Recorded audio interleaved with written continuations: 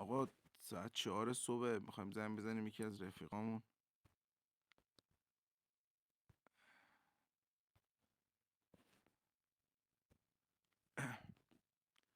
یه خروج سر کارش بذاریم. خیلی حال میده ساعت 4 صبح زنگ بزنی رفیقت.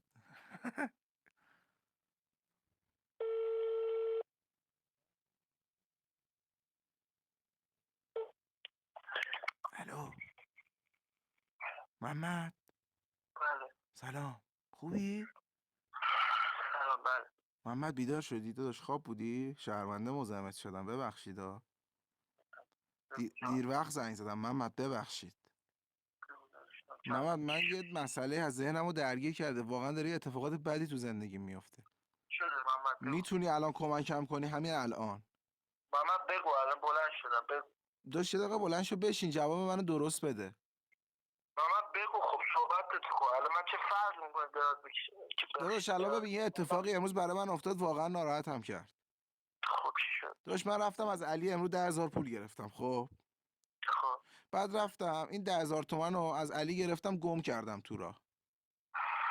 خب بعد رفتم از این یارو عباسه، خب اون سر خیابون هست، 5 تومن دیگه قرض کردم.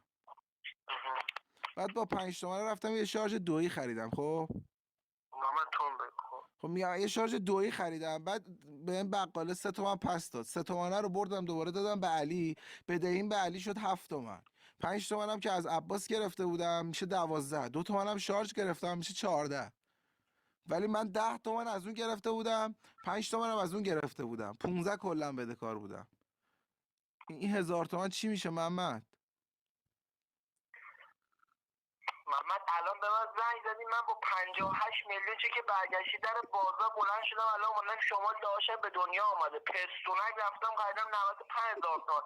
4 تا زنگ زدی پوشک 5 تا دونه پوشک پنبریز ترکیه دونه کجا خریدم برای داپای بچه 52,000 تومان. الان به من زنگ زدی میگی من 10 تومن همون دیوس گرفتم، 15 تومن همون ترکیش گرفتم، الان 2 تومن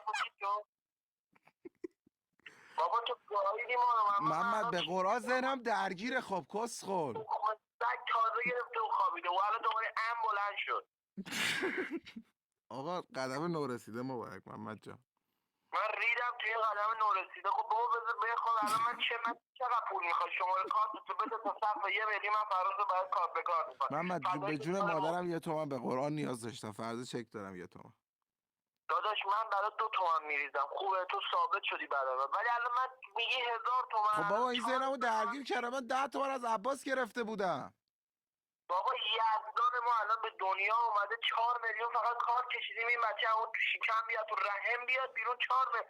الان تو به من زنگ زدی من 2 تومن شارژ گرفتم، 10 تومن همون دیوس گم کرده، بعد نمیدونم 5 تومن اون چی شد، الان 1000 تومن مثلا نیست. برو ماما برو. بابا خب سوالمو بگو، سوالمو جواب بده بعد بخواب. محمد سوالمو جواب بده بعد بگی بکپ. داد داری سلام میذاری کارت دفت 2 میلیون فرار دادنم. خدافظ بابا خوابم میاد. محمد خب بابا سوال ذهنمو درگیر کرده. خدایش این